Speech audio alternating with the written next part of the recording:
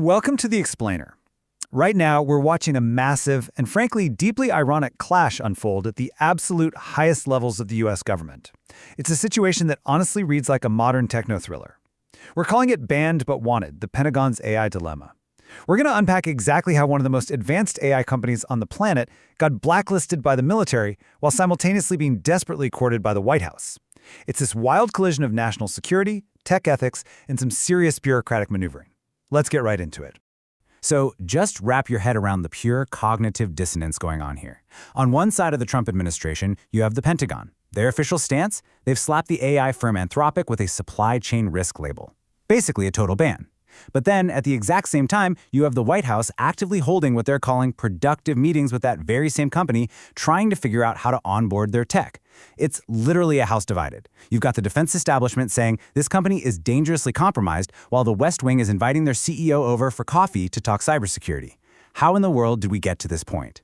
Well, a big piece of the puzzle comes down to 7 specific deals. The Pentagon just inked agreements to use classified AI tools from 7 major tech players. We're talking the absolute heavy hitters here. Microsoft, OpenAI, Google, Amazon, SpaceX, plus a smaller open source shop called Reflection. The military is just sweeping up the best tech they can find for classified environments. But there's a glaring omission from that VIP list: Anthropic. And what makes them being left out so incredibly wild is that up until very recently, Anthropic's Claude model was actually the only AI authorized for use on the Pentagon's classified networks.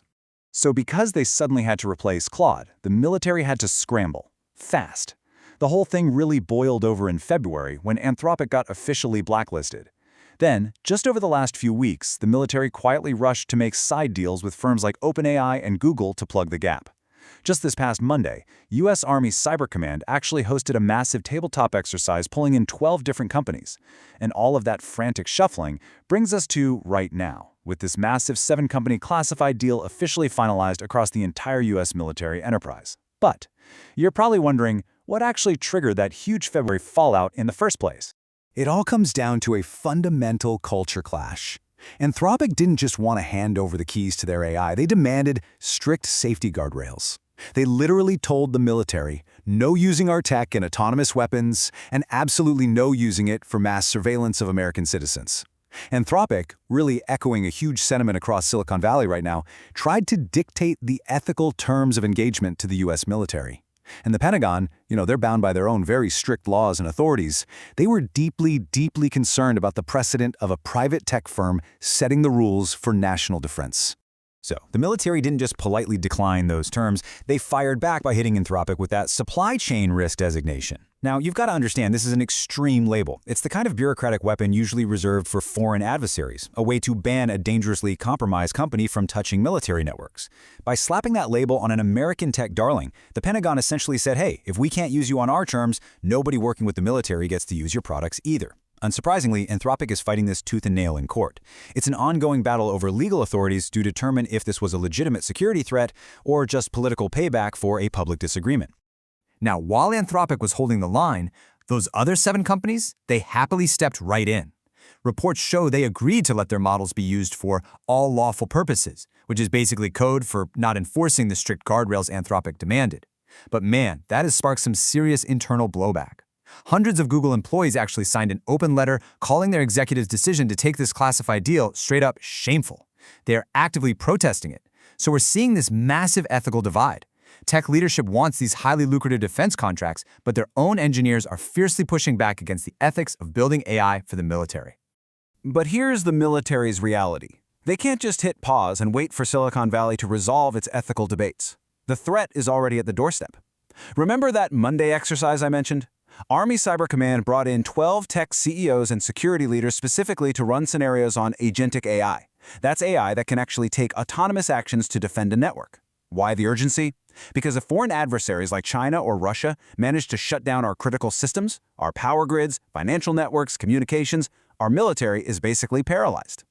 The Pentagon knows AI-powered cyber attacks are a massive, imminent threat. They desperately need top-tier agentic AI to defend the country. And that brings us to the ultimate plot twist of this whole explainer. Enter Mythos AI. This is Anthropic's absolute newest, most advanced model. And Rather inconveniently for the Pentagon's ban, Mythos just so happens to be arguably the best model on Earth at detecting and preventing the exact cybersecurity threats the military is losing sleep over. Anthropic just builds incredibly capable models. And when you're talking about defending against sophisticated nation-state hacks, you simply cannot afford to ignore the best tool on the market just because you're caught up in a legal squabble. And it's that exact realization that triggered an incredible administrative pivot. Recognizing just how powerful Mythos is, White House Chief of Staff Susie Wiles recently bypassed the drama and met directly with Anthropic CEO Dario Amodei. In fact, there have been multiple meetings at the White House recently focused specifically on cyber and AI, with Anthropic at the table. And here's the absolute kicker. Axios is reporting that the White House is actively drafting an executive order designed to completely bypass the Pentagon's supply chain risk designation. They are literally trying to find a legal workaround to their own government's restrictions so they can get their hands on this vital tech. So how exactly do you walk back a massive, highly public ban without looking like you're just throwing in the towel? You cook up what insiders are calling a face-saving compromise. I mean, it is just peak government bureaucracy. It's a calculated effort to dial down the fight they started back in February. They're hunting for a loophole, gathering industry feedback, drafting new guidance, basically looking for any way to cleanly bring Anthropic back into the fold without the Pentagon having to publicly admit that throwing the supply chain risk label around was a massive overreaction. But, it's not a done deal quite yet. Anthropic is naturally looking to expand access to this groundbreaking Mythos model to more organizations. The White House, though, while they are totally desperate to use Mythos themselves, they're actually terrified about the security implications and, frankly, the sheer massive computing power required if Anthropic releases it too broadly. So right now, the two sides are locked in negotiations over the timing of this rollout. But here's the really fascinating part. The White House might not actually have the legal authority to stop Anthropic from releasing it anyway. Which leaves us with a final, incredibly provocative question. When pressing national security needs violently clash with Silicon Valley ethics, who actually sets the rules of engagement? Is it the Pentagon, demanding unrestricted access to defend the nation? Or is it the tech companies building these powerful tools and dictating the moral boundaries of how they're used? This whole bureaucratic standoff over Anthropic and Mythos AI proves that we absolutely have not answered that question yet. And with cyber threats evolving daily, the stakes couldn't possibly be higher. Thanks so much for joining me for this explainer. Keep asking those big questions, and we'll see you next time as we break down another fascinating topic.